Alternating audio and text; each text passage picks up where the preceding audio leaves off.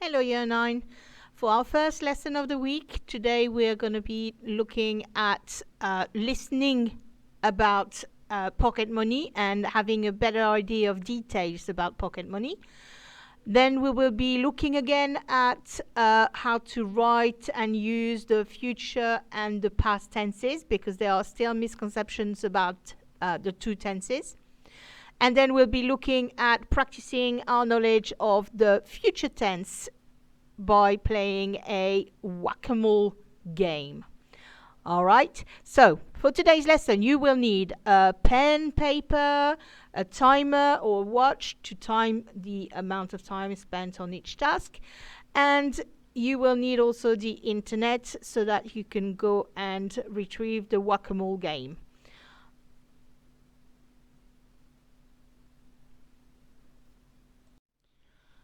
Okay, Year 9. So, as usual, I need you to write the date, copy the title, underline both of them as you would in a classroom.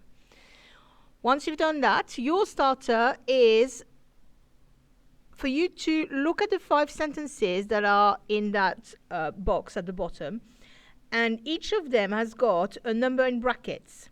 Your job will be to find and identify 5, 9 mistakes, depending on which task you're doing, and correct the mistakes that you found if you're going to do the red task. So if you look at the first sentence, for example, you can see that number 2 there. It means that there are 2 mistakes in that sentence. If you find only 1, that's fine. Write number 1 and write the mistake that you found. Same for number 2. You have got 2 mistakes in that sentence as well. If you find 1, that's fine. If you find 2, that's fine. Write down what you find. In sentence number 3, you've got number 3 in brackets. So it means that you have got 3 mistakes in that sentence. Up to you to find 1, 2, or 3 of them. Same for 4 and 5. Each of them has got 2 mistakes in. So pause the video, and then you have 5 minutes to find as many mistakes as you can and possibly correct them.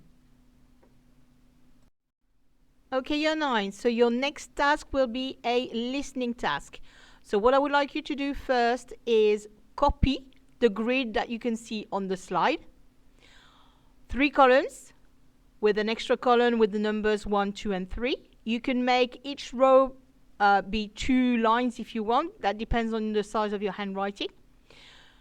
Because the headings are in English, you will need to complete the grid in English. So first, you have got the first green column that says pocket money, how much, who from. I need you to write down the number corresponding to the amount of pocket money they receive and who they get it from. The second column, it's what for, chores, how often. So in this column, I would like you to write down the chores that they've got to do and how often or when they need to do them. For the amber task, you will need to fill the last column of the grid, which is for you to write either the letter H or the letter N. Are they giving a positive opinion? In that case, it's H. Or are they giving a negative opinion? In that case, it's N. And then your red task will be for you to write a www and EBI about the grid. So in www, you could write, for example, I was good at understanding the numbers, or I was good at recognizing the chores that were mentioned. And in your EBI, it's what you struggled with. So did you not manage to understand the frequency expression, so how often they were getting pocket money? Or were you not sure about the positive or negative opinions? So whatever you struggled with. So what I would like you to do is, once you have copied the grid, I need you to pause the recording, the video, and I need you to go down in your list of attachments in the instructions for today's lesson. And I need you to retrieve the sound file which will be saying Year 9 French Remote Learning, week beginning 0102, lesson 1, listening task. Pause the video, listen to the recording twice, and write down whatever you can in English. Remember, you need to write in English. Once you finish doing the recording, then you can go back to this video and go on to the next task. Okay, year 9. So there seems to still be confusion about the tenses. So let's have a look again. The easiest one is going to be the future. So the future is when you say I will or I'm going to. So I will work in a farm. I am going to work in a farm. So for that, to be able to make the future, you need to have, for example, with je, you need to have vais, which is your will part.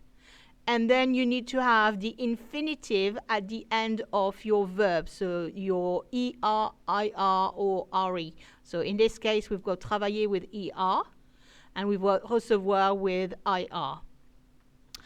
Then, if you're talking about he or she, you're going to need to transform your vais into va.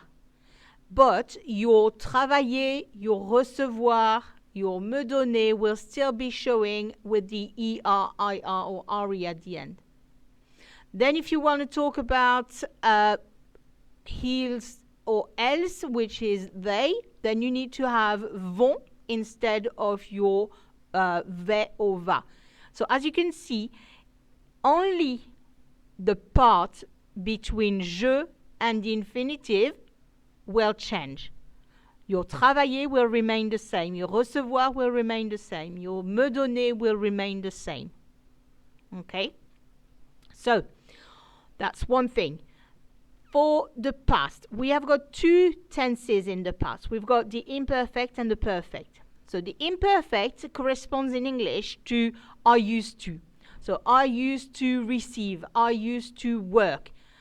And in English, it means that it used to happen repeatedly. So it's an action in the past that was repeated.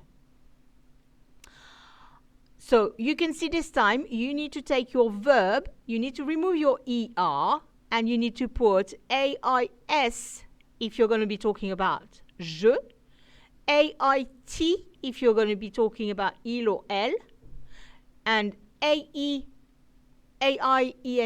if you're going to be talking about they. So just look at the endings. There's nothing in between je and the beginning of travailler. Okay? So this time, there's only the ending, and the ending there is what shows I used to.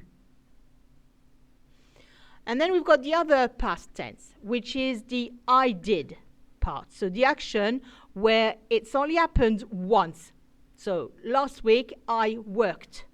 It only happened last week.